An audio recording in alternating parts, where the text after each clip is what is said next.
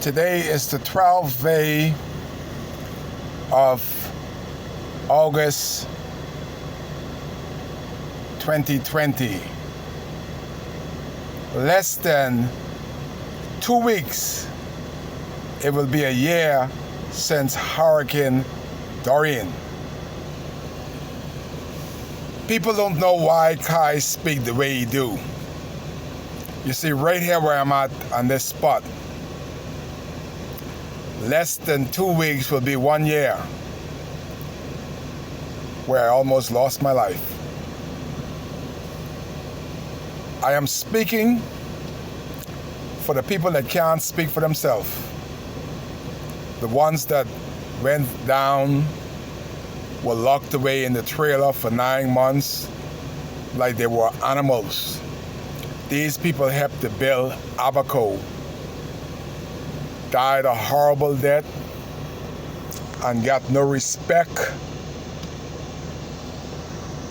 Didn't die with any dignity, didn't bury with any dignity. 11 months and 12 days. Again, this is going to go down in history as the worst administration, this FNM administration, in the history of the world. 12 months, 11 months and 12 days, and there's still no relief in sight. You see, I don't have no respect for the Prime Minister of the Commonwealth of the Bahamas because the man don't have no respect for himself.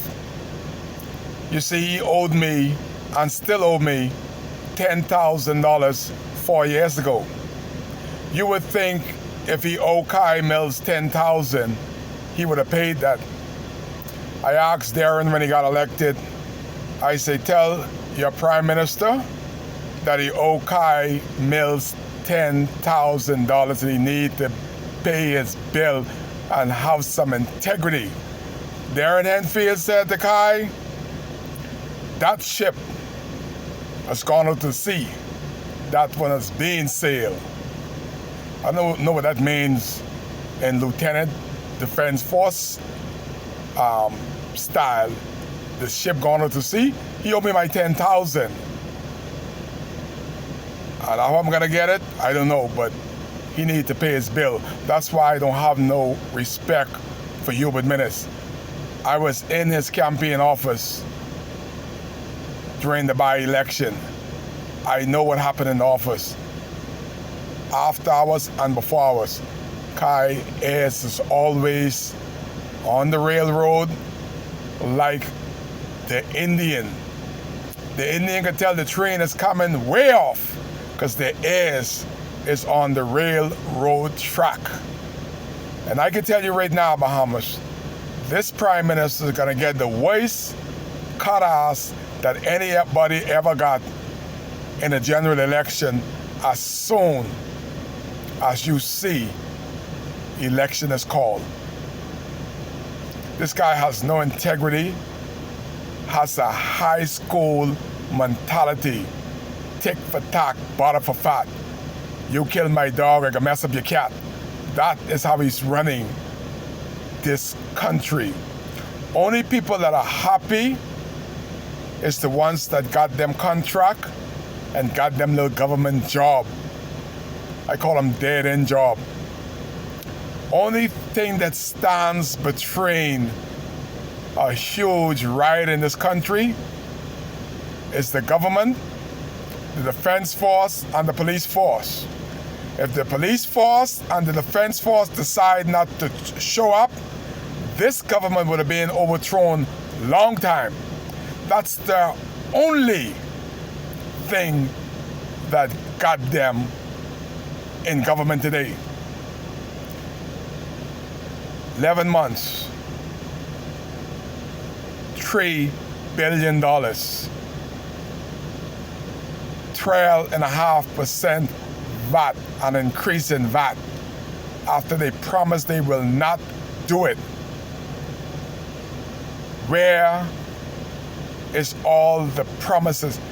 Have this government fulfill any promise that they made? After going through a hurricane, you imagine not having a paycheck from September 1st to now? You imagine that? Lose your home, didn't have any insurance, even down to your socks, your spoon, and your fork is gone. And this Prime Minister closed our economy down. Tell all the other countries, his favorite being the Mexicans and them little Chinese, that they could come to the Bahamas, but the people that caused the Bahamas to be on the map as far as monetary fund is the Americans. And the man tell the Americans to stay out of the Commonwealth of the Bahamas. You know many moms and pop shops that this government has closed forever? I just want to say thank God for Commonwealth Bank. That Commonwealth Bank has eased the payment of Abaconians, because I would have had my taxi parked in the front of Commonwealth Bank already because the money is not there. You know, many times they had bookings to come to Abaco, and the Prime Minister sucked that money right from under Kai. Sorry, Kai, we're coming, but your Prime Minister shut your country down. Like, golly, man, come on. He is putting everybody in a poorhouse and nothing to show. Absolutely nothing. I just thought about the $60-some million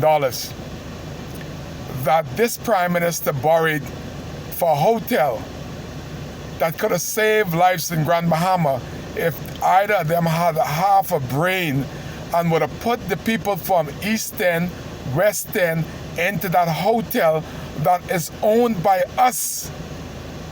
But that was Minas, and Minas alone hotel in Grand Bahama.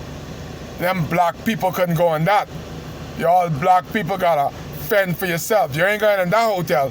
You'll die before you go in that hotel that we paying $60 million for. And look how much millions we lost reselling it. You know, if this Prime Minister would have put $30 million out of lumber, building material on the ground for the little part of Abaco that was destroyed, you know how far ahead we would have been already? Say what you like, but Hubert Ingraham, I don't like him at all. But the first sensible thing Hubert did, he had building material piled up to the sky. Round and round Abaco. Everybody could go there with your trucks and get as much plywood, as much nail, as much felt, as much of any building material you need. And as soon as that set was finished, the boats was on the dock with more building material. Man, we had building material after Hurricane Floyd. This dumb Prime Minister, only thing he's put on the ground is Sabah's little Eskimo. See that little Eskimo thing up there? That's what he put on to understand. That is why I speak. It is wrong and it's unacceptable. Where and how much money has the foreign entity donated to and for the relief of Abaco? Where the hell is the VAT monies? That's what got him elected, you know, VAT money. That same VAT money gotta get him out of office, because they can't tell us Where all this money that they said that the PLP have stolen. 3 years in, they can't find $1 million of all that money that they say Shane Gibson had. $700 million for Hurricane Matthew. Well, 3 years later, where is the money? Liars, liars, liars. And the other day, he say Abaco can't even get nothing to eat. Shut all the black people restaurants down, with all the food in it and don't have no power. Gotta generate up for a week until he decide, okay, Kai, I've starved your black behind enough, Kai and Abaco.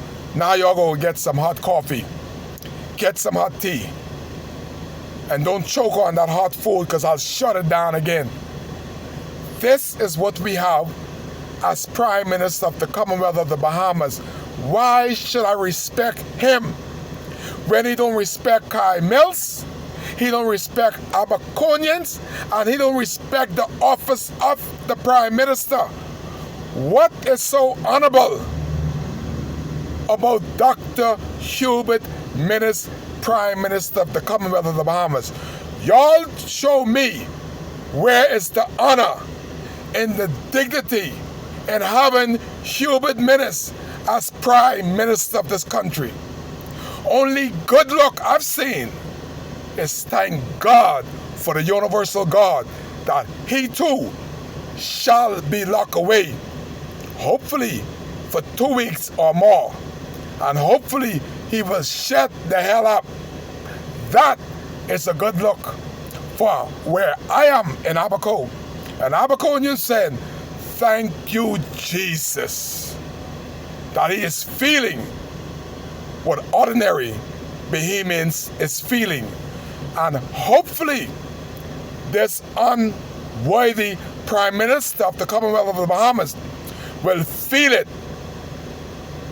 for 11 months like Abaco is feeling it.